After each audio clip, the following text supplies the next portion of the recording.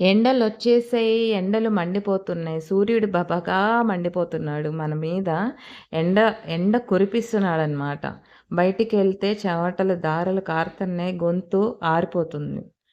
వేడి చేసేస్తది ఎండకి కూడా కదా! సో, దానికోసమే ఈరోజు మనం సగ్గుబియ్యం పాయసం చేసుకుందాము. మన కడుపు చల్లబడడానికి. సగ్గుబియ్యం ముందుగా నానపెట్టుకుందామండి. ఒక కప్పు తీసుకొని డ్రై ఫ్రూట్స్ ఇష్టమైన వాళ్ళు డ్రై ఫ్రూట్స్ ఉంటే డ్రై ఫ్రూట్స్ తీసుకోండి.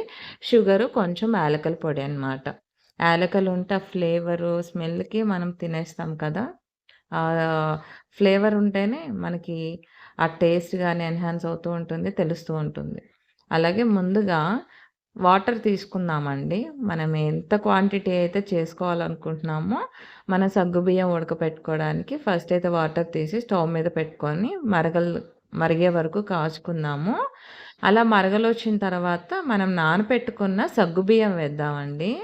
చక్కగా ఫ్లఫీగా ఉబ్బాయి చూసారా సగ్గుబియ్యం. ముందుగా నానపెట్టుకోవడం వల్ల ముందుగా నానపెట్టుకుంటే ఏంటంటే చక్కగా ఉబ్బుతాయన్నమాట. బావుంటాయి. తొందరగా కుక్ అయిపోతుంది. ఎక్కువ సేపు కూడా ఉంచవసరం లేదనమాట. స్టవ్ మీద మనకి క్విక్‌గా అయిపోతుందనమాట రెసిపీ అనేది. సో, ఇప్పుడు ఆల్మోస్ట్ ఉడికిపోయింది చూసారా? ఇంకా ఓవర్ కుక్ అయితే మెల్ట్ అయిపోతాయన్నమాట. సో, ఈ స్టేజ్‌లో ఉన్నప్పుడు ఏంటంటే మనం షుగర్ యాడ్ చేసుకుందాము. షుగరు మనం టేస్ట్‌కి తగ్గట్టు యాడ్ చేసుకుందామండి. బెల్లమైనా యాడ్ చేసుకోవచ్చు. షుగర్‌కి బదులు కొంతమంది చాలామంది డయాబెటిస్‌తో ఇప్పుడు బాధపడుతూ ఉంటారు కదా! వాళ్ళు షుగర్‌కి బదులు బెల్లం వేసుకోండి దాని ప్లేస్‌లో. చాలా టేస్టీగా ఉంటుంది. బావుంటుంది. బెల్లమే ఎక్కువ యూజ్ చేయాలి. చాలామంది ఇప్పుడు పిల్లలకి కూడా షుగర్ పెట్టట్లేదు కదా! మేము కూడా పెట్టమండి. మ్యాక్స్ ఎక్కువ మంది షుగర్‌తో ఇష్టపడతారు ఈ రెసిపీ అని నేను షుగర్ ట్రై చేశాననమాట. మీ ఇష్టం అది. షుగర్ ఆర్ బెల్లం ఏదైనా యాడ్ చేసుకోవచ్చు. ఆ షుగర్ కరిగిన తర్వాత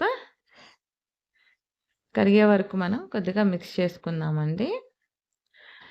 బయట అసల పిల్లల్ని స్కూలుకి వెళ్ళి తీసుకురావాలంటే స్ చెమటలు కారిపోతున్నాయన్నమాట. దాహమేస్తుంది. మధ్యలో ఏదన్నా కొట్లు కనిపిస్తే ఏదైనా తాగాలి. కొబ్బరి నీళ్ళు కనిపిస్తాయా?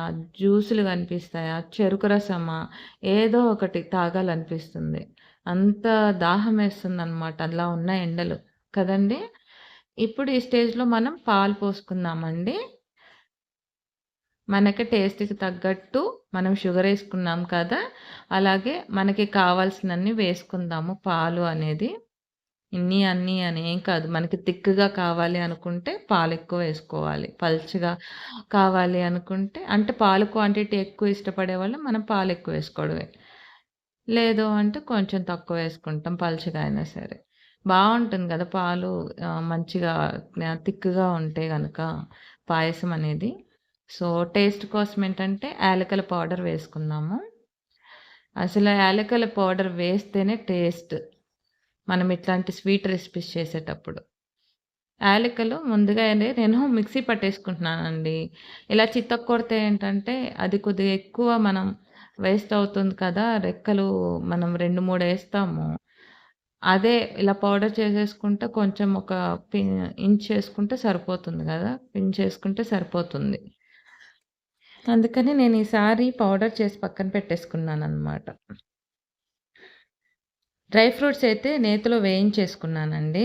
ఆ క్లిప్ అయితే నేను పెట్టట్లేదు. ఇంకా అందరికీ తెలిసిందే గదా! నేతిలో వేయించుకోవడం, నెయ్యి వేసి కొంచెం వేయించుకోవడం డ్రై ఫ్రూట్స్, జీడిపప్పు కిస్మిస్.